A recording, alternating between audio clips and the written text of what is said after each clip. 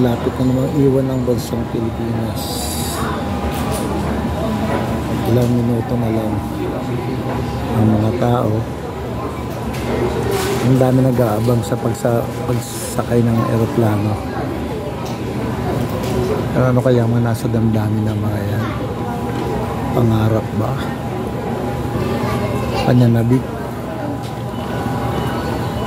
O may kalungkutan? Iniisip na maabot ko na ba mga pangarap ko? Ang dami nangangarap, no? Ikaw, may pangarap ka ba? Pangarap ka, oy.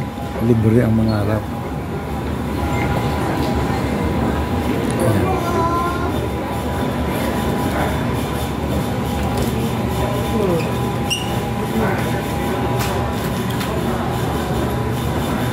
Pangarap ka, huwag kang susuko sa pangarap mo.